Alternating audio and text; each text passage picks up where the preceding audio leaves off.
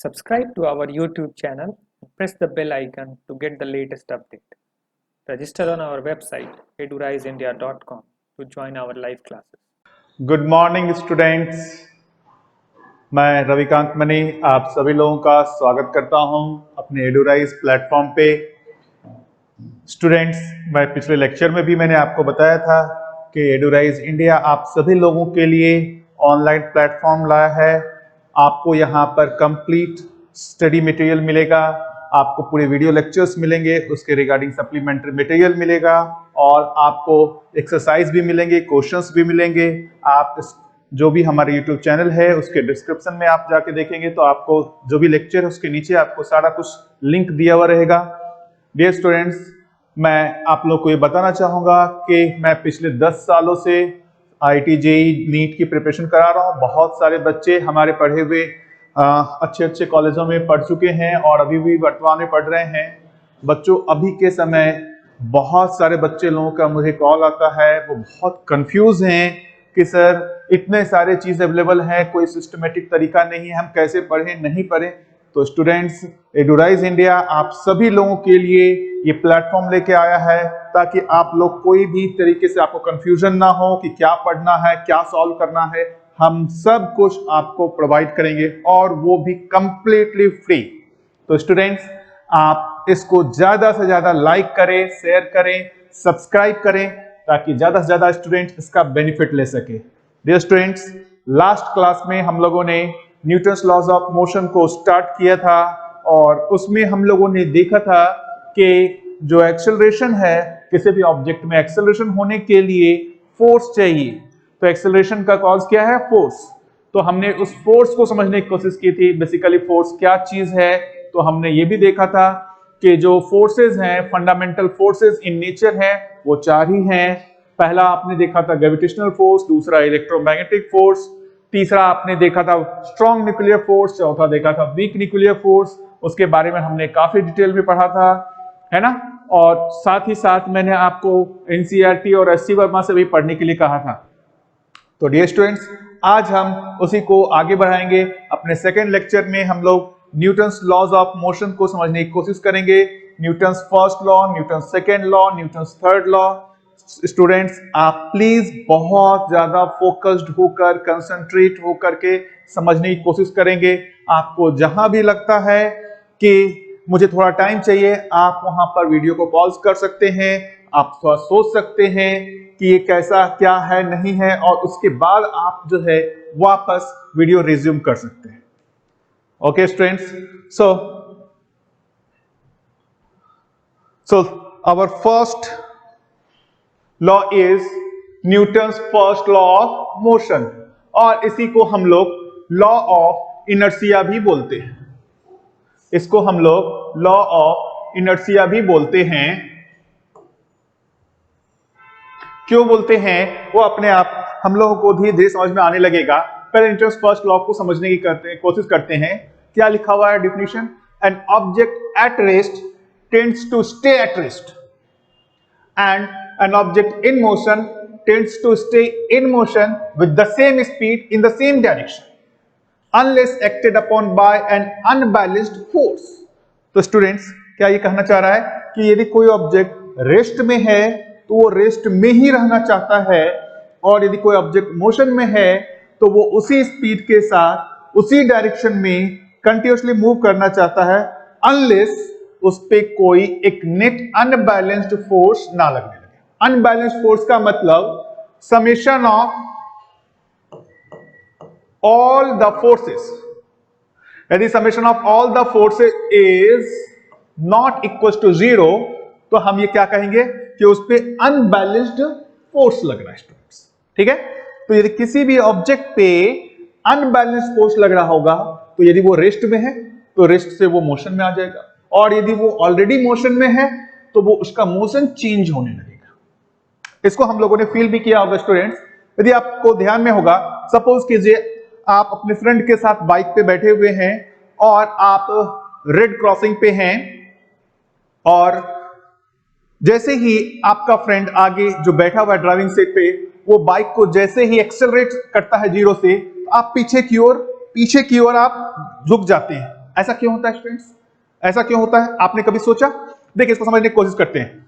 क्या है कि जैसे ही वो बाइक एक्सेलरेट किया, बाइक को तो एक्सेलरेशन मिल गया, लेकिन आपको वो एक्सेलरेशन नहीं मिल पाया। तो आपका जो इनर्शिया है, आपकी जो टेंडेंसी है वो रेस्ट में रहने की, आप तो रेस्ट में ही हैं, बाइक आगे की ओर जा रहा है, तो बाइक के रिलेटिव में आप पीछे की ओर झुक जाते हैं, है ना? तो वहां पर भी आप देख रहे हैं कि आपका इनर्शिया काम कर रहा है।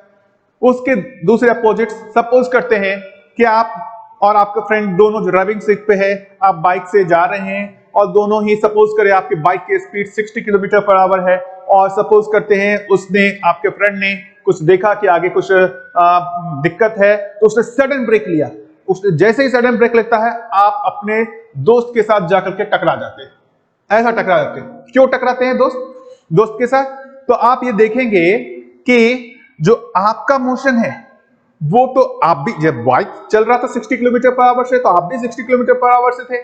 तो क्या हुआ, बाइक को उसने सडनली रोक दिया, लेकिन due to your own inertia आप सडनली नहीं रुक पाए।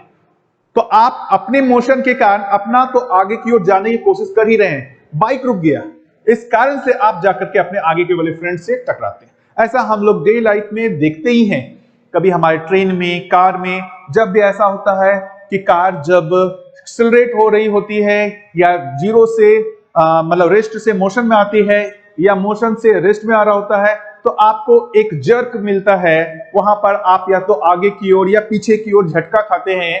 तो ये क्यों हो रहा है फ्रेंड्स? ये हो रहा है ड्यू टू इनर्शिया, क्योंकि आप जो हैं, आप एक ऑब्जेक्ट हैं, और यदि आप रेस्ट में हैं तो रेस्ट में ही रहना चाह रहे थे, और आप यदि मोशन में थे तो मोशन में ही रहना चाह रहे थे। आप पे यदि किसी ने कुछ चेंज करने की कोशिश की तो आप उसको रेजिस्ट करते हैं। इसी को कहते हैं इनर्शिया, लॉ ऑफ इनर्शिया।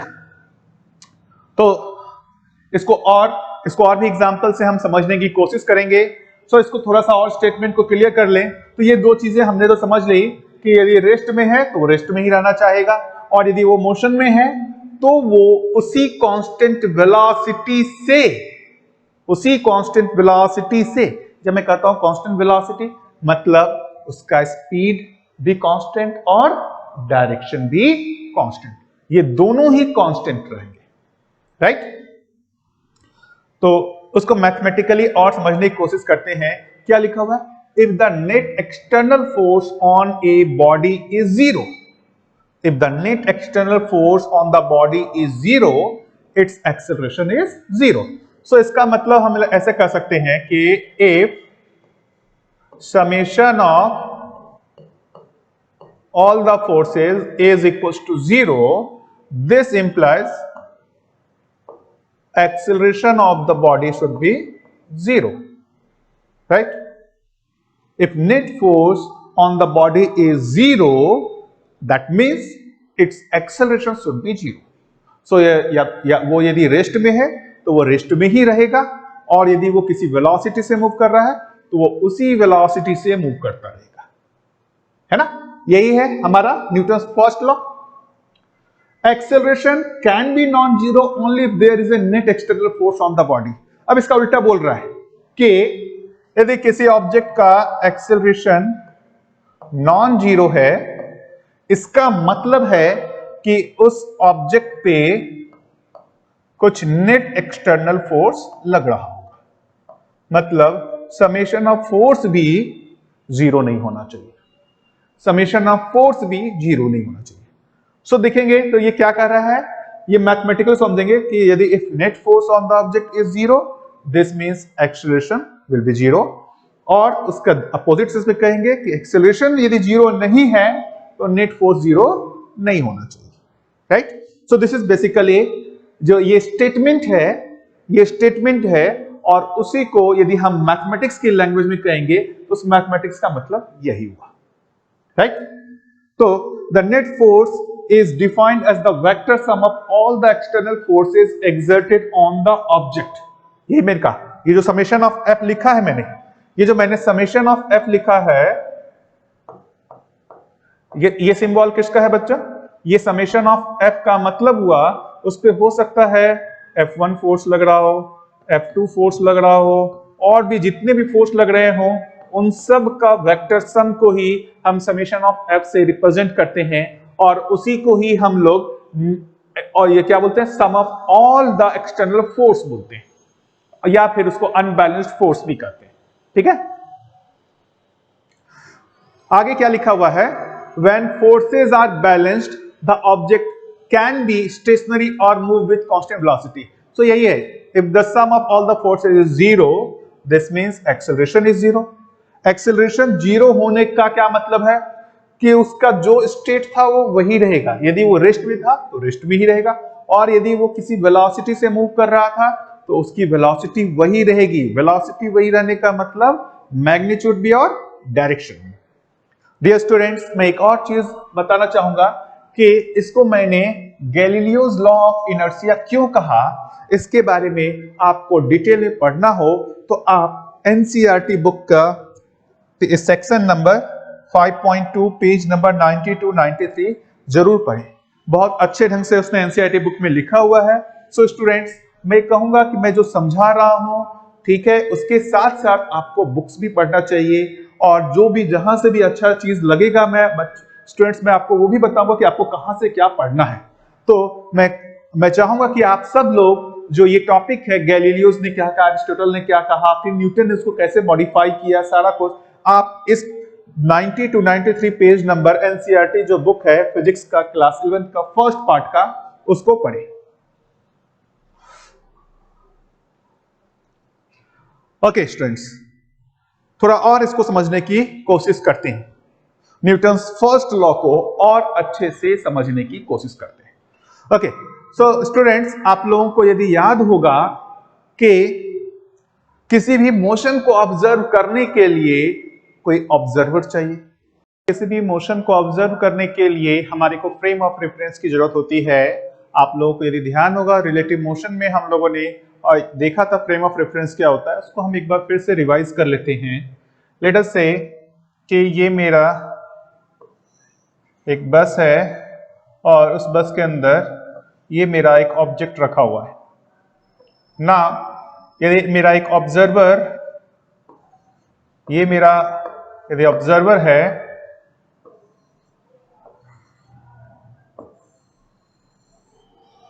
ना, लेट अस से ये 20 मीटर पर सेकेंड से मूव कर रहा है। सो यदि ये ऑब्जर्वर की बात करें तो ये ऑब्जर्वर इसका क्या मोशन ऑब्जर्व करेगा, वो क्या दिखेगा कि ये जो ऑब्जेक्ट है वो इसको क्या दिखेगा, रेस्ट में दिखेगा, है ना, क्योंकि इसके जो स्केल है, इसके स्केल पे जो इस ऑब्जेक्ट का कोऑर्डिनेट है वो टाइम के साथ वेरी नहीं कर रहा होगा। तो ये ऑब्जर्वर क्या कहेगा कि this object is at rest. लेकिन उसी की जगह हम यदि एक दूसरे ऑब्जर्वर की बात करें, लेट अस से ग्राउंड पे कोई ऑब्जर्वर है, ग्राउंड ऑब्जर्वर, ये ग्राउंड पे बैठा हुआ है और रेस्ट में, ग्राउंड के रिलेटिव में, वो यदि इसके मोशन को ऑब्जर्व करेगा तो इसके स्केल पे जो ये ऑब्जेक्ट है उस ऑब्जेक्ट का कोऑर्डिनेट टाइम के साथ चेंज हो रहा होगा। जैसे जैसे ये आगे जा रहा होगा उस तरीके से इस ऑब्जेक्ट का कोऑर्डिनेट भी इसके स्केल पे चेंज होता जाएगा। तो ये ऑब्जर्वर क्या कहेगा कि this object is in motion. So there is no absolute rest और motion, it depends on the observer. ये एक ही ऑब्जेक्ट है, उसको यदि ये ऑब्जर्वर ऑब्जर्व करेगा वो कहेगा कि रेस्ट में है, और यदि ग्राउंड पे बैठा हुआ कोई ऑब्जर्वर उसको ऑब्जर्व करेगा तो वो क्या कहेगा कि वो ऑब्जेक्ट मोशन में है। और यदि इसके स्पीड 20 मीटर पर सेकेंड है तो ये ऑब्जर्वर कहेगा कि इस ऑब्जेक्ट की वेलोसिटी 20 मीटर पर सेकेंड है। लेकिन ये वाला जो ऑब्जर्वर है वो ये क्या कहेगा कि ऑब्जेक्ट रेस्ट में है। तो सिमिलरली हम एक्सेलरेशन के लिए भी सोच सकते हैं कि जो एक्सेलरेशन हो सकता है, डिफरेंट ऑब्जर्वर जो हो सकते हैं डिफरेंट एक्सेलरेशन ऑब्जर्व कर सकते हैं, है ना। इसलिए मैंने कहा कि ऑब्जर्वर जो हो सकता है, जो फ्रेम ऑफ रेफरेंस हो सकता है, वो मूविंग फ्रेम ऑफ रेफरेंस भी हो सकता है। लेट अस से मैं दूसरा एक एग्जांपल लेता हूं। ये मेरा एक लिफ्ट है, इस लिफ्ट के अंदर एक बॉल एक स्ट्रिंग के सहारे लटका हुआ है ना। तो अब कोई बात करें, और ये लिफ्ट ऊपर की ओर एक्सेलरेट कर रहा है, लेट्स से 2 मीटर पर सेकेंड स्क्वायर। अब मैं आपसे यदि ये पूछूं कि बताओ इस बॉल का एक्सेलरेशन क्या है, तो ये क्वेश्चन इनकम्प्लीट हुआ। आपको बताना पड़ेगा कि किस फ्रेम ऑफ रेफरेंस की बात में हम कर रहे हैं। लेट अस से यदि मैं कहता हूं कि मेरा फ्रेम ऑफ रेफरेंस और मेरा ऑब्जर्वर वो लिफ्ट के अंदर बैठा हुआ है, तो इसके फ्रेम में, लिफ्ट फ्रेम में इस बॉल का एक्सेलरेशन क्या होगा, 0। In lift frame acceleration of the ball is 0।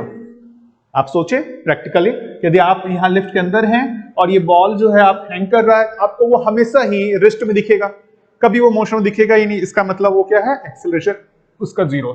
लेकिन उसी की जगह लेट अस से एक ग्राउंड में बैठा हुआ कोई ऑब्जर्वर है।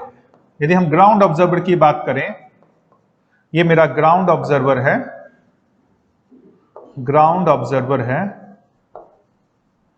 तो ये ग्राउंड ऑब्जर्वर इस बॉल का एक्सेलरेशन क्या ऑब्जर्व करेगा, क्या ये 0 ऑब्जर्व करेगा, नहीं ऑब्जर्व करेगा। लिफ्ट के साथ साथ ये बॉल भी ऊपर की ओर एक्सेलरेट कर रहा है, तो जो लिफ्ट का एक्सेलरेशन होगा वही बॉल का एक्सेलरेशन होगा। सो इन ग्राउंड फ्रेम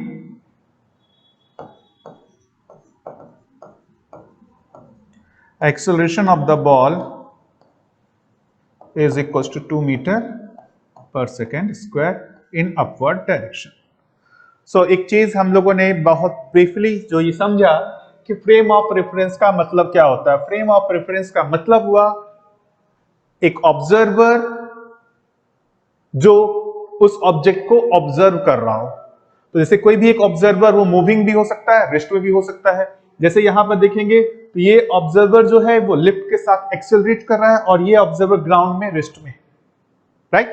तो जब भी हम फ्रेम ऑफ रेफरेंस की बात कर रहे हैं तो वहां पर एक कोई ऑब्जर्वर को हमारे को कंसीडर करना पड़ेगा और वो ऑब्जर्वर मूविंग भी हो सकता है, रेस्ट में भी हो सकता है। सो हम लोग अब आगे बढ़ते हैं और वापस न्यूटन्स फर्स्ट लॉ को समझने की कोशिश करते हैं एग्जांपल से। सपोज करते हैं ये मेरा एक बस है, राइट, ध्यान सुनिएगा, ये बस है। बस के अंदर जो है सपोज करते हैं कोई पर्सन है जो अपने आप देखेंगे शूज में एक रोलर स्केटर लगा करके वहां पर खड़ा है। रोलर स्केटर क्या होता है, आपने तो देखा होगा कि आप जो रोलर स्केटर अपने में लगाते हैं तो उससे आपका फ्रिक्शन जो है वो नेग्लिजिबल हो जाता है, आप इजिली मूव कर पाते हैं एक जगह से दूसरी जगह। आप पर जो फ्रिक्शन लग रहा होता है वो नेग्लिजिबल हो जाता है। तो इसने भी उसी को यूज किया हुआ है, ठीक है। अब बस भी रेस्ट में है और ये पर्सन भी रेस्ट में, सब कुछ रेस्ट में है। तो सपोज करते हैं हमारा एक ऑब्जर्वर जो है वो बस के अंदर बैठा हुआ है ना, और वो बस के साथ फिक्स्ड है। उसका मोशन क्या होगा, जो बस का मोशन होगा। बस की जो वेलोसिटी होगी वही इस ऑब्जर्वर की वेलोसिटी होगी। बस का जो एक्सेलरेशन होगा वही इस ऑब्जर्वर का एक्सेलरेशन होगा। नाउ अब इस ऑब्जर्वर को देखते हैं कि वो इसके मोशन को ऑब्जर्व कर रहा है, राइट। इसको समझने की कोशिश करते हैं स्टूडेंट्स, इसको ध्यान से समझिएगा, बहुत अच्छा एग्जांपल है न्यूटन्स फर्स्ट लॉ को समझने के लिए। नाउ अब ये ऑब्जर्वर रेस्ट में है और सपोज करते हैं कि ये बस एक्सेलरेट करना स्टार्ट किया। इनिशियली बस भी रेस्ट में था, ये पर्सन भी रेस्ट में था, सब कुछ रेस्ट में था, एंड लेट अस से कि बस एक्सेलरेट करना स्टार्ट किया। जैसे ही बस एक्सेलरेट करना स्टार्ट किया, इस ऑब्जर्वर को क्या दिखेगा, इस ऑब्जर्वर को दिखेगा कि ये जो पर्सन रेस्ट में था वो इधर की ओर मूव करने लगा, इस साइड वो इधर की ओर मूव कर रहा है, राइट। देखिए जैसे वो ऑब्जर्वर जहां पर था उसको कंटिन्यूअसली दिख रहा है कि ये जो पर्सन है वो उसके पास आ रहा है ना।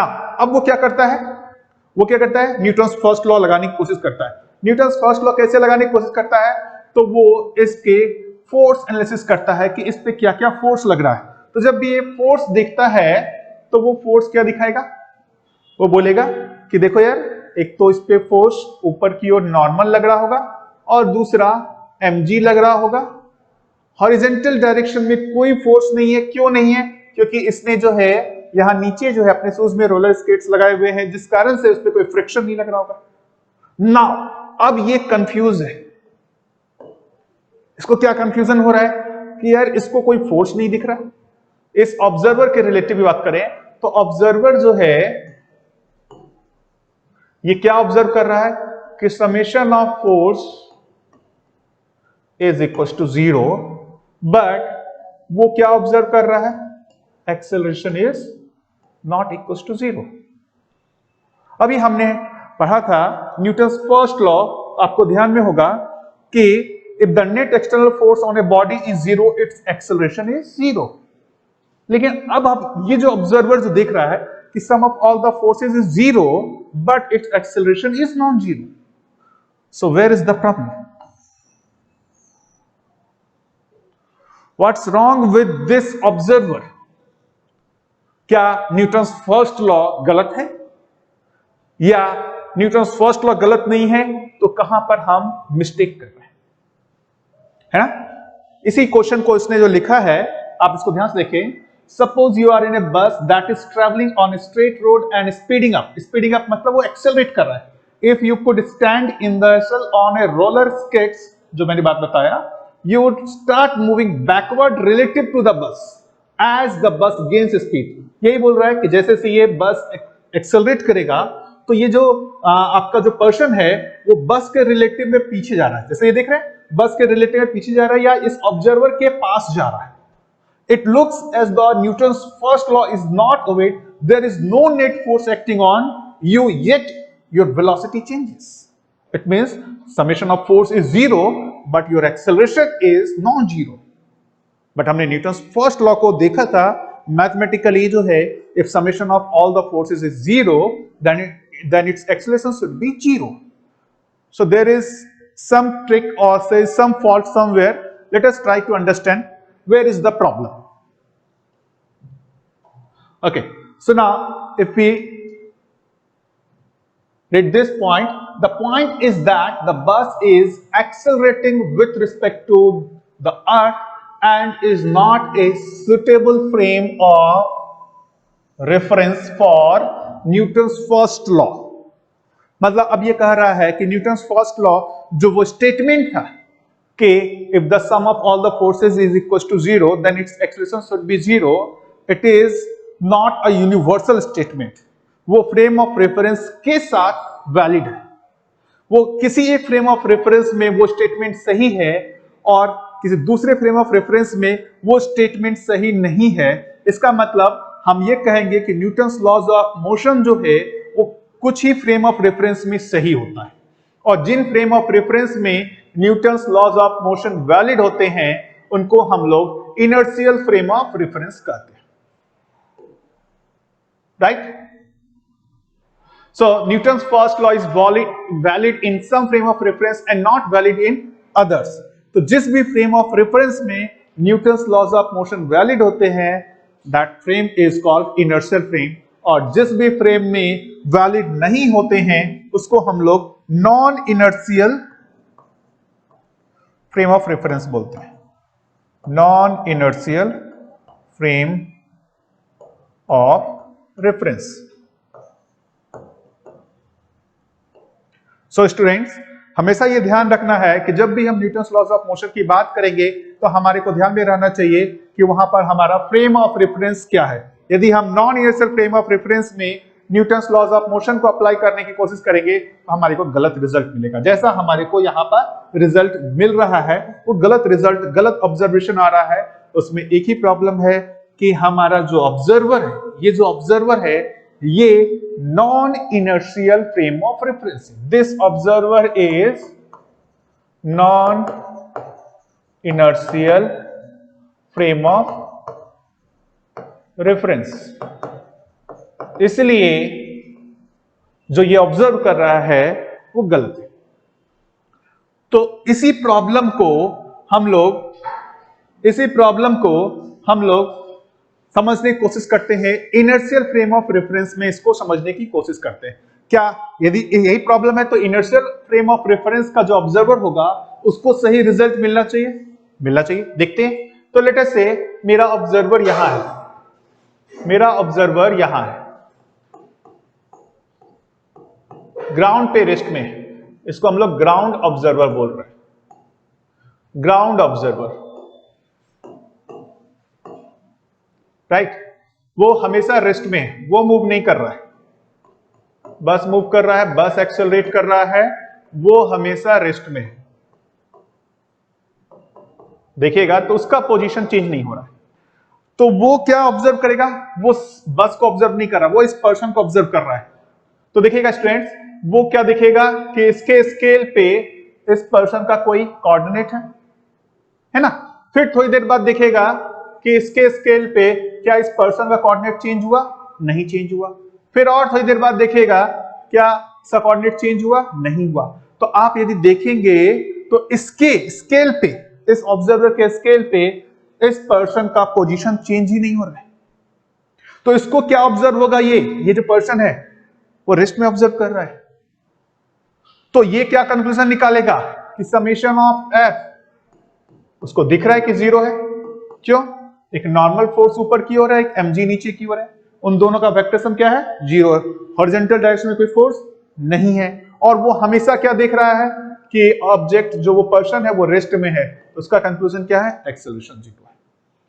तो ये देखेंगे तो ये जो ऑब्जर्वर जो ऑब्जर्व कर रहा है और वहां पर जो ये न्यूटन्स लॉज ऑफ मोशन को, न्यूटन्स फर्स्ट लॉ को अप्लाई करने की कोशिश कर रहा है, उसको सही ऑब्जर्वेशन आ रहा है, उसके अकॉर्डिंगली न्यूटन्स फर्स्ट लॉ सही स्टेटमेंट। तो स्टूडेंट्स के कौन ऑब्जर्व कर रहा है इस पे भी हमारे को ध्यान रखना है कि ये जो ऑब्जर्वर है वो इनर्शियल फ्रेम ऑफ रेफरेंस है। This is your inertial frame of reference. इसीलिए इस फ्रेम में जो इसने न्यूटन्स लॉ अप्लाई करने की कोशिश की उसको वो अप्लाई होता हुआ दिख रहा है। एक्चुअली में हो क्या रहा है, ये पर्सन रेस्ट में है, बस एक्सेलरेट कर रहा है, बस आगे की ओर जा रही है। ये पर्सन ग्राउंड के रिस्पेक्ट में रेस्ट में है, ये पर्सन ग्राउंड के रिस्पेक्ट में रेस्ट में है, ये मूव नहीं कर रहा है। मूव कौन कर रहा है, बस मूव कर रहा है। तो बस के रिलेटिव में वो पीछे की ओर मूव कर रहा है, बस के रिलेटिव में वो पीछे की ओर मूव कर रहा है। इसलिए जो ग्राउंड पे बैठा ऑब्जर्वर है वो इस पर्सन के मोशन को क्या कहेगा, that person is at rest, it is not moving at all. बस मूव कर रहे हैं तो बस के रिलेटिव में ये पर्सन पीछे की ओर मूव कर रहा है, लेकिन ग्राउंड के रिलेटिव में ये मूव नहीं कर रहा है। ठीक है, तो स्टूडेंट्स फिर से हम लोग आ जाते हैं कि हमारे को ये समझ में आ गया न्यूटन्स लॉज ऑफ मोशन को जब भी हम समझेंगे तो वहां पर हमारे लिए बहुत एक इंपॉर्टेंट चीज आ जाएगा, frame of reference. Frame of reference का मतलब क्या है, तो inertial frame of reference and non inertial frame of reference. तो जब भी हम अप्लाई करने जाएंगे तो हमारे दिमाग में ये रहना चाहिए कि हमारा ऑब्जर्वर कहां पर है और वो जो ऑब्जर्वर है वो इनर्शियल है या नहीं है। तो अब आती है बात, हम कैसे डिसाइड करेंगे कौन सा फ्रेम ऑफ रेफरेंस इनर्शियल है और कौन सा frame of reference non inertial है। तो उसको थोड़ा सा हम लोग समझ लेते हैं। क्या लिखा हुआ है कि the earth is at least approximately N inertial frame of reference. देखिए ये एब्सोल्यूट फ्रेम ऑफ रेफरेंस नहीं कहा है अर्थ को, उसने क्या कहा है कि approximately N inertial frame of reference but the bus is not. तो जो अर्थ है वो approximately inertial frame of reference है और बस जो है वो नहीं है। जो ये एग्जांपल था, ये ऑब्जर्वर है जो बस के साथ मूव कर रहा है वो non inertial frame of reference है, और ये जो ऑब्जर्वर है जो ये ग्राउंड पे बैठा हुआ जो ऑब्जर्वर है वो approximately N inertial frame of reference है। अप्रोक्सीमेट का मतलब क्या होता है उसको भी समझने की कोशिश करते हैं कि the earth is not a completely inertial frame due to the acceleration associated with its rotation and the motion around the sun।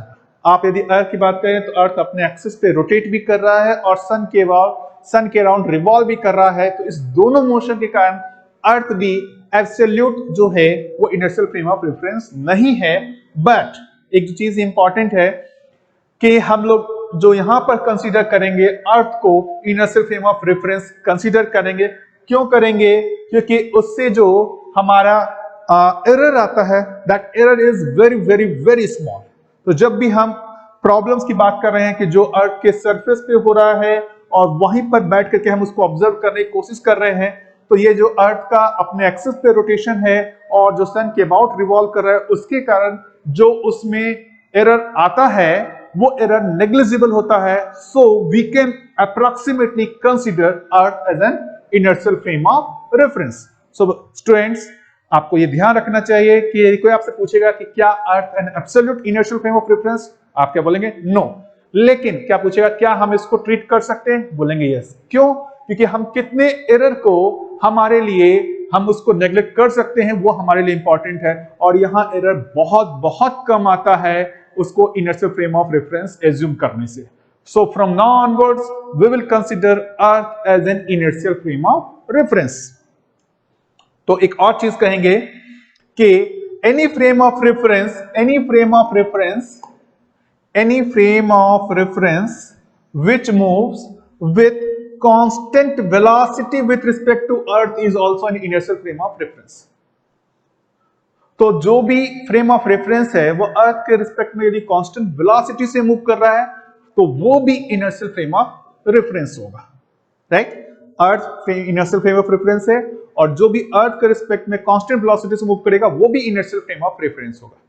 जो अर्थ के रिस्पेक्ट में एक्सेलरेट कर रहा होगा that will be a non inertial frame of reference, and we will avoid that in a non inertial frame of reference to apply Newton's laws of motion. हम लोग आगे चल करके बाद में देखेंगे कि यदि हमको न्यूटन्स लॉज ऑफ मोशन को यदि नॉन इनर्शियल फ्रेम में भी यूज करना चाहते हैं, उसमें हमको न्यूटन्स लॉज ऑफ मोशन को थोड़ा सा मॉडिफाई करना पड़ता है, वहां पे एक सूडो फोर्स का कंसेप्ट आता है। लेकिन स्टूडेंट्स अभी हम उस पे नहीं जाने वाले हैं। हम लोग बिल्कुल ध्यान रखेंगे कि जब भी हम न्यूटन्स लॉज ऑफ मोशन को अप्लाई करें तो हमारा जो फ्रेम ऑफ रेफरेंस हो वो इनर्शियल हो। तो इसको थोड़ा सा और समझ लेते हैं। सो स्टूडेंट्स हम लोग थोड़ा सा इनर्शियल फ्रेम ऑफ रेफरेंस और non inertial frame of reference को और अच्छे से समझने की कोशिश करते हैं। सो सपोज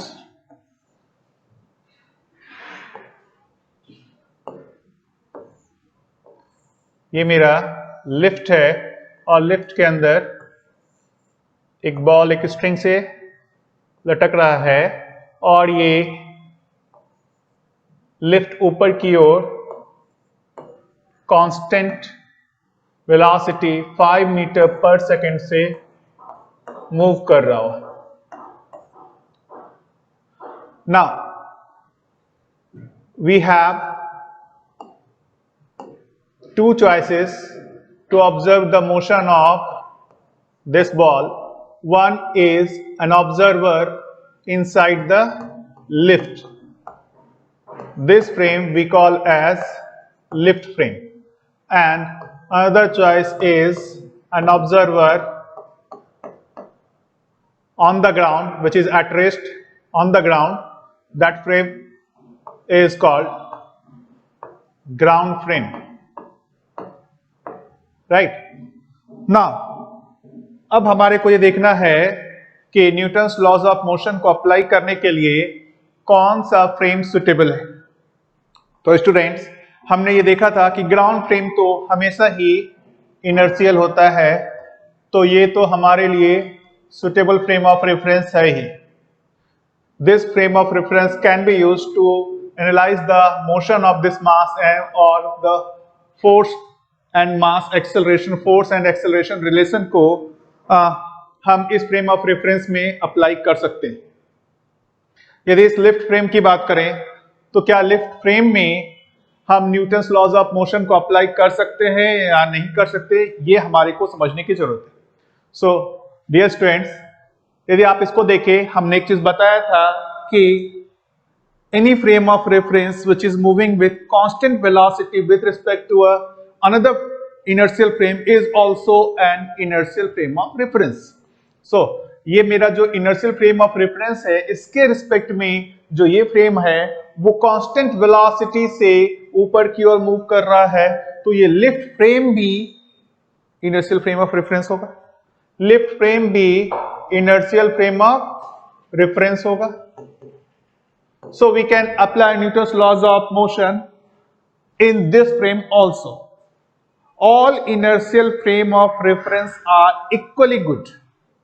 So इसके मोशन को और यहां पर जो हम Newton's laws of motion apply करना चाहें तो हम इन दोनों में से भी किसी भी फ्रेम ऑफ रेफरेंस को यूज कर सकते हैं। ओके, दूसरा एग्जांपल लेते हैं स्टूडेंट्स के सपोज करते हैं कि यही लिफ्ट यदि किसी एक्सेलरेशन से ऊपर की ओर जा रहा हो, मीन्स इसकी वेलोसिटी कांस्टेंट नहीं है, v is not constant, v is not constant, it means ये एक्सेलरेट कर रहा है ऊपर की ओर। अगेन यही प्रॉब्लम है, ये मेरा बॉल लटका हुआ है एक स्ट्रिंग से। Now again we have two choices, one is the lift frame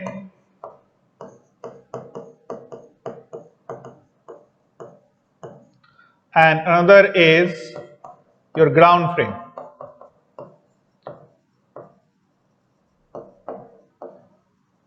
So now अब हमारे को ये डिसाइड करना है क्या न्यूटन्स लॉज ऑफ मोशन हम इस फ्रेम में अप्लाई कर सकते हैं या नहीं कर सकते हैं, एंड उसी तरीके से क्या हम न्यूटन्स लॉज ऑफ मोशन इस लिफ्ट फ्रेम में अप्लाई कर सकते हैं या नहीं कर सकते।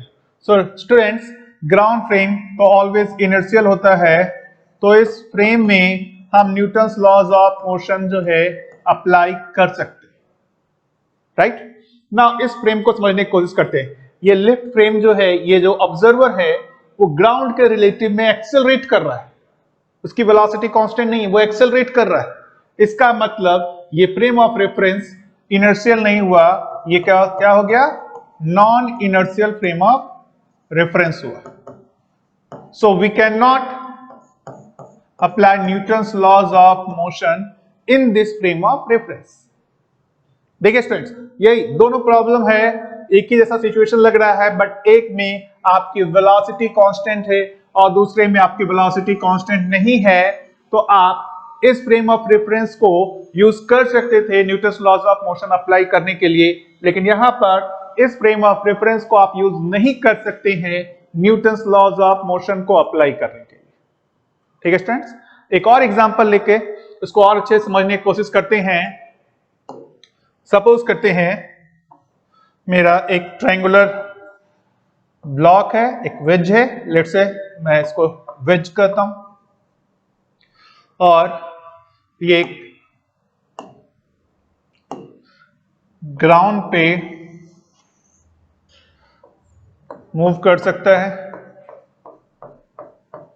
लेट अस अज्यूम कि ये वेज इधर की ओर एक्सेलरेट कर रहा है किसी एक्सेलरेशन से, ओके, और इस वेज पे एक ब्लॉक रखा हुआ है जो इस वेज के रिलेटिव में इधर की ओर स्लाइड हो रहा है, इस वेज के रिलेटिव में इधर की ओर स्लाइड हो रहा है। नाउ अगेन हमारे पास दो चॉइस है, इस बॉक्स के मोशन को ऑब्जर्व करने के लिए हमारे पास दो चॉइस है। एक फ्रेम ऑफ रेफरेंस है जो वेज के साथ रिजिडली अटैच्ड है, तो इसको हम लोग क्या बोलते हैं, वेज फ्रेम। इसको हम लोग क्या बोलेंगे, वेज फ्रेम। और एक दूसरा फ्रेम ऑफ रेफरेंस है जिसको हम लोग क्या बोलेंगे, ग्राउंड फ्रेम, राइट ना। हमारे को ये तो पता ही है कि ग्राउंड फ्रेम इनर्शियल फ्रेम होता है, तो इस बॉक्स का जब मैं मोशन ऑब्जर्व करूंगा तो क्या इस बॉक्स के लिए इस फ्रेम में हम Newton's laws of motion apply कर सकते हैं, तो आप क्या कहेंगे, yes we can apply Newton's laws of motion. लेकिन क्या ये फ्रेम, ये जो वेज फ्रेम है, ये वेज फ्रेम में जो बैठा हुआ ऑब्जर्वर है, क्या वो Newton's laws of motion apply कर सकता है इस बॉक्स के लिए, तो आप क्या कहेंगे, नहीं। क्यों, क्योंकि ये वेज एक्सेलरेट कर रहा है, तो ये जो वेज फ्रेम है वो एक्सेलरेटिंग फ्रेम ऑफ रेफरेंस हो गया, it means it is non inertial frame of reference, non inertial frame of reference. So this observer can not apply Newton's laws of motion. यदि वो अप्लाई करने जाएगा तो उसको गलत रिजल्ट आएगा, है ना। आगे हम लोग देखेंगे कि यदि ये observer Newton's laws of motion apply करना चाहता है, या ये ऑब्जर्वर जो नॉन इनर्शियल फ्रेम है वो Newton's laws of motion apply करना चाहता है डायरेक्टली, तो उसको उसके लिए उसको न्यूटन्स लॉज ऑफ मोशन को मॉडिफाई करना होगा। तो वो मॉडिफिकेशन क्या होगा वो हम लोग बाद में देखेंगे, बट अभी करेंटली हम लोग सिर्फ और सिर्फ इनर्शियल फ्रेम ऑफ रेफरेंस में ही न्यूटन्स लॉज ऑफ मोशन को अप्लाई करेंगे। गुड। सो स्टूडेंट्स, हम लोग आगे बढ़ते हैं और फिर से एक डिफरेंट सिचुएशंस को हम समझने की कोशिश करते हैं, न्यूटन्स फर्स्ट लॉ को समझने की कोशिश करते हैं। सो स्टूडेंट्स, आप लोगों ने ये फील किया ही होगा कि सपोज करें आप किसी कार में हैं या बस में हैं और बस किसी एक टर्निंग में यदि टर्न ले रहा हो तो आप किसी एक तरफ इस तरीके से झुक जाते हैं, आइदर दिस वे और दिस वे। ऐसा क्यों होता है? आपने कभी इसको सोचा कि मैं जब बस टर्न ले रही है तो आप इस तरीके से क्यों झुक जाते हैं या इस तरीके से क्यों झुक जाते हैं?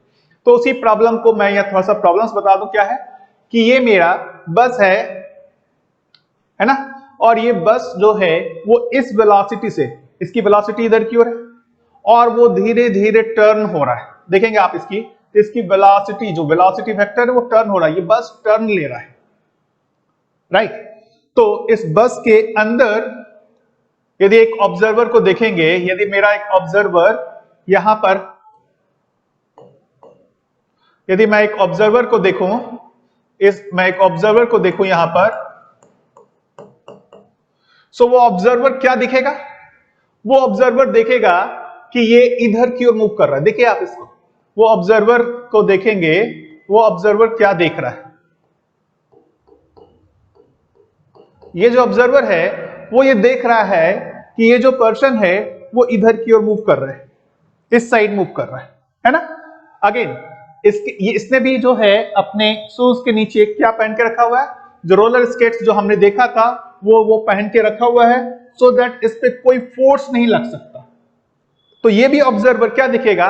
विदाउट एनी फोर्स ये इधर की ओर एक्सेलरेट कर रहा है, इसके रिलेटिव में वो इधर की ओर मूव कर रहा है। देख रहे हैं, ये पहले डिस्टेंस देखिए, पहले ये इस साइड था, वो डिस्टेंस थोड़ा बढ़ा और ये डिस्टेंस और भी बढ़ गया, मतलब वो इधर की ओर डिस्प्लेस हुआ, मतलब इधर की ओर इसका एक्सेलरेशन है। लेकिन ये ऑब्जर्वर क्या दिखेगा कि इस पे कोई फोर्स नहीं लग रहा और ये एक्सेलरेट कर दिया। अगेन ये इसके साथ क्या प्रॉब्लम हो रही है कि ये देख रहा है कि summation of f equals to 0 है, बट एक्सेलरेशन जो है वो नॉन जीरो है।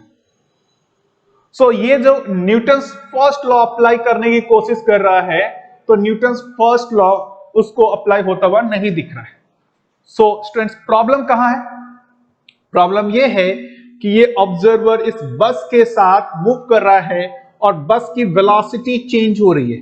देख रहे हैं, बस की वेलोसिटी का डायरेक्शन चेंज हो रहा है। इट मींस बस यहां एक्सेलरेट कर रहा है। So this observer is accelerating with respect to Earth. It is accelerating with respect to Earth. So it is a non-inertial frame of reference. So वो Newton's laws of motion apply करेगा तो उसको गलत result ही आएगा। यदि हम इसको दूसरे तरीके से समझें, अब इनर्शियल फ्रेम में जाकर के इसको समझने की कोशिश करें, तो लेट अस से एक ग्राउंड पे बैठा हुआ ऑब्जर्वर की बात कर लेते हैं। हम लोग एक ग्राउंड ऑब्जर्वर को देख लेते हैं। लेट अस से मेरा ऑब्जर्वर ग्राउंड पे है। There is your ground observer, there is your ground frame. Ground frame में ये क्या दिखेगा कि जो पर्सन है उस पे हॉरिजॉन्टल डायरेक्शन में कोई फोर्स नहीं लग रहा है, नॉर्मल वर्टिकली अप लग रहा है, mg नीचे की ओर लग रहा है, हॉरिजॉन्टल डायरेक्शन में कोई फोर्स नहीं लग रहा है।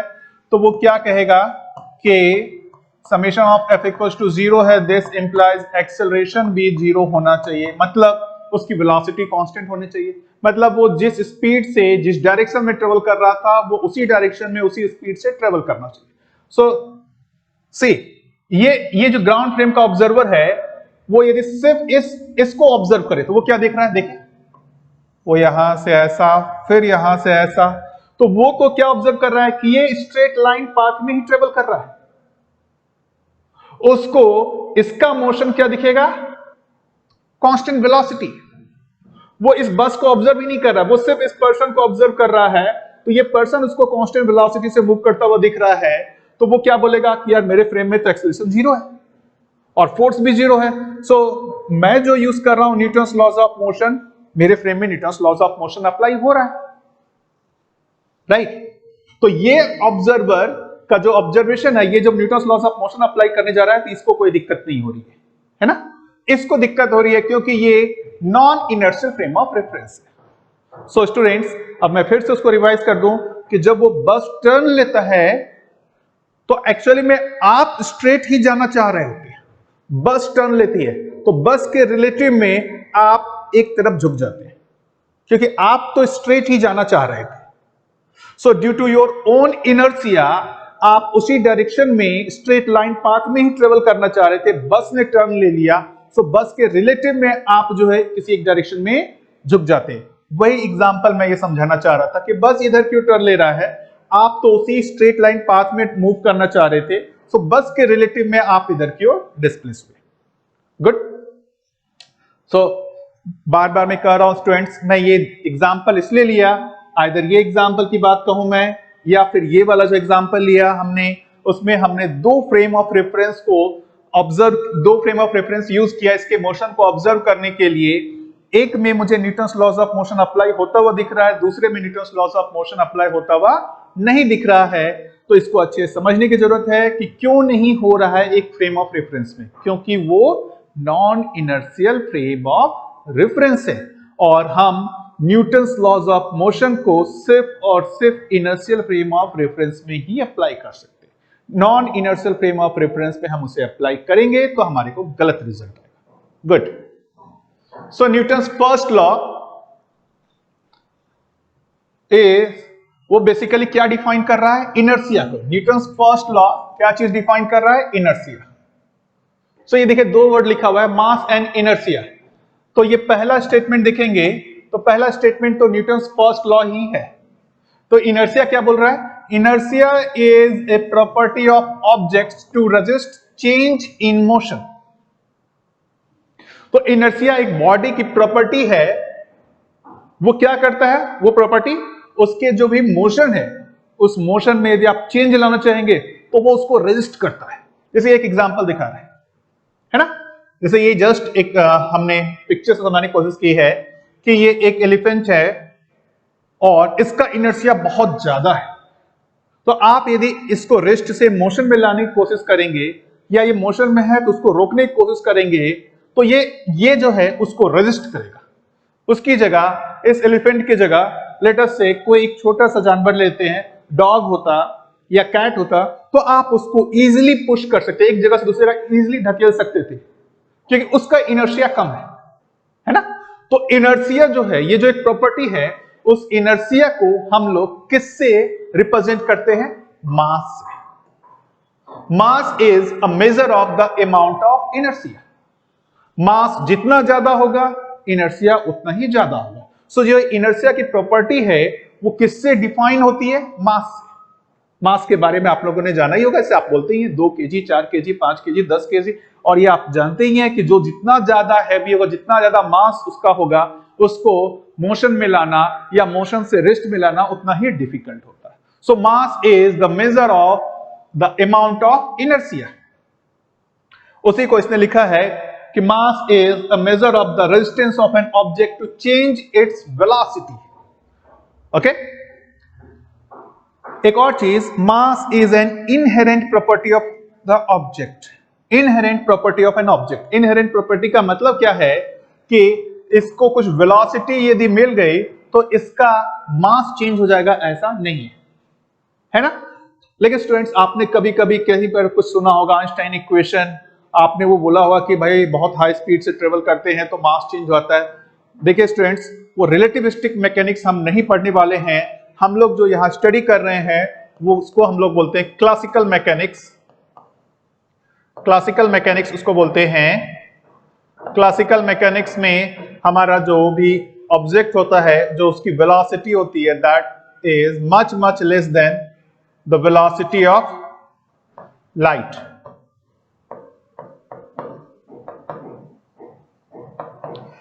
सो जो हम क्लासिकल मैकेनिक्स में है, हम मास को हम क्या ट्रीट करेंगे, वो वेलोसिटी के साथ या एक्सेलरेशन के साथ चेंज नहीं होता है। Mass does not change, mass does not change with velocity, है ना। आगे चल करके जब हायर स्टडी में आप जाएंगे तो वहां रिलेटिविस्टिक मैकेनिक्स आएगा, जहां पर आप देखेंगे कि उस किसी भी पार्टिकल का यदि कुछ मास है वो हाई स्पीड से ट्रेवल करता है तो उसका मास भी चेंज हो जाता है। लेकिन स्टूडेंट्स हम लोग जो यहाँ पर पढ़ने वाले हैं वो क्लासिकल मैकेनिक्स हम पढ़ने वाले हैं, रिलेटिविस्टिक मैकेनिक्स में हम नहीं जा रहे हैं। इसलिए हमारे लिए मास क्या होगा, इनहेरेंट प्रॉपर्टी होगा, वो आपका डिपेंड नहीं करेगा फ्रेम ऑफ रेफरेंस पे, उसकी वेलोसिटी पे डिपेंड नहीं करेगा, राइट। मास क्या है, स्केलर क्वांटिटी है और इसका यूनिट हम सब लोग जानते ही हैं कि केजी है, ग्राम भी है, मिलीग्राम भी है, और उसको एक यूनिट से दूसरे यूनिट में कैसे कन्वर्ट करते हैं ये भी आपको पता है। गुड। अब ये तीन फेमस एग्जांपल जो हैं वो आप लोगों ने बहुत पहले सुना भी होगा, 9th में ही पढ़ा होगा कि एक ग्लास है और सपोज करते हैं एक कोई पेपर है, उसके ऊपर एक कॉइन रखा हुआ है, और यदि इस पेपर को मैं तेजी से झटके से यदि मैं पुल कर लो, खींच लो, तो ये कॉइन इसके अंदर गिर जाता है। क्यों गिर जाता है? आइए स्टूडेंट्स पहले उस एक्सपेरिमेंट को करके देखते हैं। सो स्टूडेंट्स हम इस एक्सपेरिमेंट को करके देखते हैं कि मैं इसको यदि इसको बहुत तेज से पुल करता हूं तो ये जो कॉइन इसके ऊपर रखा हुआ है वो इस ग्लास में गिरता है कि नहीं गिरता है। देखिएगा स्टूडेंट ठीक से, देखा कि मैंने इसको तेजी से पुल किया तो ये जो कॉइन है वो इसके अंदर गिर गया, और इसको अब मैं धीरे धीरे पुल करने की कोशिश करता हूं, देखता हूं क्या होता है। इसको मैं यदि धीरे धीरे पुल करूं तो ये कॉइन इसके नीचे नहीं आता, वो पेपर के साथ ही मूव करता है ना स्टूडेंट। इसको समझने की कोशिश करते हैं कि ऐसा क्यों हो रहा है। न्यूटन्स फर्स्ट लॉ यहां कैसे वर्क कर रहा है इसको समझने की कोशिश करते हैं ना। आप यदि इसको ठीक से देखें तो मैं इस पेपर पे फोर्स लगा रहा हूं, मैं कॉइन पे डायरेक्टली फोर्स नहीं लगा रहा हूं। तो कॉइन पे फोर्स कौन लगाएगा? ये पेपर लगाएगा, और ये पेपर कॉइन पे कौन सा फोर्स लगाएगा? फ्रिक्शन फोर्स लगाएगा, है ना। और फ्रिक्शन फोर्स की वैल्यू हम देखेंगे आगे कि बहुत लार्ज नहीं होती है ना, वो कुछ फाइनाइट फोर्स होता है। तो आप जैसे ही इस पेपर को तेजी से खींचते हैं तो वो बहुत कम समय के लिए इसके साथ कांटेक्ट में रहता है। सो इफेक्टिवली उस पे फोर्स तो लग रहा होता है बट वो नेग्लिजिबल टाइम के लिए लग रहा होता है ना। इस कारण से इसका इस पे जो इनर्शिया चेंज होना है उसके लिए इसके पास समय ही नहीं रहता है। तो इसके पास इनर्शिया चेंज होने का समय ही नहीं है, तो वो क्या है, जहां जिस पोजीशन में है वो रेस्ट में है, तो वो रेस्ट में ही रहता है। और जैसे ही पुल कर लिया मैंने इसको तो ये कॉइन क्या होता है, इसमें गिर जाता है।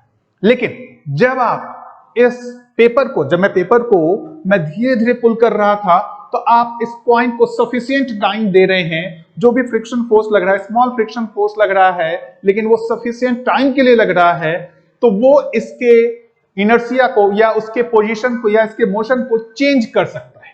क्योंकि आप फोर्स तो कम लगाए लेकिन समय काफी दिए हैं, तो वो धीरे धीरे धीरे धीरे इसके मोशन को या जो ये रेस्ट है उसके रेस्ट से इसके मोशन में इसको लेते जाता है। ठीक है स्टूडेंट्स। एक दूसरा एग्जांपल जो ये कहना चाह रहा है, ये जो मेरे पास हथौड़ा है, कई बार आप देखे होंगे कि यदि मैं इसको मान लो तो बाहर खींच लेता हूं और मैं इसको टाइट करना चाहता हूं, मैं इसको इसमें फिक्स करना चाहता हूं, तो लोग क्या करते हैं, पहले इसको हल्का सा इसमें फिक्स कर देते हैं और उसके बाद इस हथौड़े को तेजी से जाके ग्राउंड पर पटकते हैं, ऐसा ला करके तेजी से ग्राउंड पर पटकते हैं। अब हो क्या रहा है, देखिएगा ये लोहा है ना, जब आप इसको, और ये लकड़ी है, जब आप इसको इस तरीके से मूव करा रहे हैं तो ये कुछ वेलोसिटी गेन कर चुका होता है, ये वाला पार्ट कुछ वेलोसिटी गेन कर चुका होता है। मैं यहां पर इसको समझाने की कोशिश करता हूं कि जो ये जो आयरन का जो ऊपर वाला पार्ट है वो कुछ वेलोसिटी गेन कर चुका होता है जब आप उसको तेजी से नीचे ला रहे होते हैं, और आप इस लकड़ी को सडनली आप जैसे ही रोकते हैं, यहां पर आपने आकर के इसको क्या किया, इस तरीके से प्रेस किया तो ये यहां आकर के रेस्ट में आ गया, ये रेस्ट में तो आ गया, लेकिन ये वाला पार्ट के पास अभी भी इनर्शिया है, तो वो उस वेलोसिटी से थोड़ी देर तक तो मूव करना चाहता है, वो मूवमेंट के कारण वो नीचे जाता है और इसके साथ रिजिडली फिक्स हो जाता है ना। तीसरा एग्जांपल यदि आप ये देखें, बहुत इंटरेस्टिंग एग्जांपल है कि ये मेरा स्ट्रिंग 1 है और ये मेरा स्ट्रिंग 2 है। बीच में कोई एक मास है ना। अब ये क्या बोल रहा है कि यदि मैं स्लोली इंक्रीज करूं, ये पर्सन नीचे से नीचे वाली रस्सी को पुल कर रहा है, यदि मैं इसको स्लोली पुल करूं तो मेरा कौन सा स्ट्रिंग ब्रेक होगा? Breaks the string above the mass is massive ball, above the massive ball. मतलब मैं इसको स्लोली पुल करूंगा तो ये वाली रस्सी मेरी ब्रेक होगी, ये वाली रस्सी ब्रेक नहीं होगी। क्यों नहीं होगी, इसको समझने की कोशिश करते हैं। इस रस्सी में क्या होगा? टेंशन। जो आप फोर्स लगा रहे हैं वही होगा उस रस्सी में टेंशन, लेकिन इस रस्सी में जो टेंशन होगा वो क्या होगा? जो आप फोर्स लगा रहे हैं वो, और प्लस इसका जो वेट होगा वो भी उसमें ऐड होगा। मतलब स्ट्रिंग 1 में जो टेंशन होगा, the tension in string 1 will be greater than the tension in string 2. Now, और ये दोनों रस्सी सेम ही मटेरियल का बना हुआ है, सेम रस्सी है, तो हर एक अपने स्ट्रिंग का एक ब्रेकिंग फोर्स होता है कि उससे ज्यादा फोर्स लगाने पे वो ब्रेक कर जाता है। जब आप इसको स्लोली पुल कर रहे हैं, इस रस्सी में भी टेंशन इंक्रीज हो रहा है, इस रस्सी में भी टेंशन इंक्रीज हो रहा है, लेकिन कहां पर टेंशन पहले अपने ब्रेकिंग स्ट्रेस पे आ जाएगा? स्ट्रिंग 1 वाला। तो जब आप इसको धीरे धीरे धीरे पुल करेंगे तो ये स्ट्रिंग 1 वाला ब्रेक होगा, स्ट्रिंग 2 वाला ब्रेक नहीं होगा। लेकिन इसी की जगह आप यदि इस रस्सी को एक झटके से नीचे खींचते हैं तो ये वाला रस्सी ब्रेक नहीं होगा, वो ये वाला रस्सी ब्रेक होगा। आप इस एक्सपेरिमेंट को करके देख सकते हैं। वहां क्या होगा? आप जैसे ही झटके से इसको खींचेंगे तो ये अपने इनर्शिया के कारण जो है वो वही रहना चाहेगा, तो वो जो एक झटके से जो आपने इंपल्स प्रोवाइड किया वो यहां ट्रांसफर नहीं हो पाएगा। तो इस स्ट्रिंग में टेंशन सडनली इंक्रीज नहीं होगा, लेकिन इस स्ट्रिंग में टेंशन सडनली इंक्रीज होगा क्योंकि आप उसको झटके से खींच रहे हैं। तो वो कौन सा स्ट्रिंग ब्रेक होगा? ये वाला स्ट्रिंग ब्रेक होगा। सो डियर स्टूडेंट्स, हमने न्यूटन्स फर्स्ट लॉ को अलग अलग तरीके से समझने की कोशिश की। न्यूटन्स फर्स्ट लॉ का हमने देखा कि वो रेस्ट और मोशन का क्या मतलब होता है, इनर्शिया का क्या मतलब होता है, और न्यूटन्स फर्स्ट लॉ हम जब भी अप्लाई करेंगे तो हमारे को inertial frame of reference use करना चाहिए। साथ ही साथ हमने ये भी देखा कि इनर्शियल और नॉन इनर्शियल फ्रेम में क्या डिफरेंस होता है, और हम सिर्फ और सिर्फ नॉन इनर्शियल फ्रेम को ही यूज करेंगे, नॉन इनर्शियल फ्रेम को हम अभी बिल्कुल यूज नहीं करने वाले हैं न्यूटन्स लॉज ऑफ मोशन को अप्लाई करने के लिए। सो स्टूडेंट्स, हम लोग नेक्स्ट लेक्चर में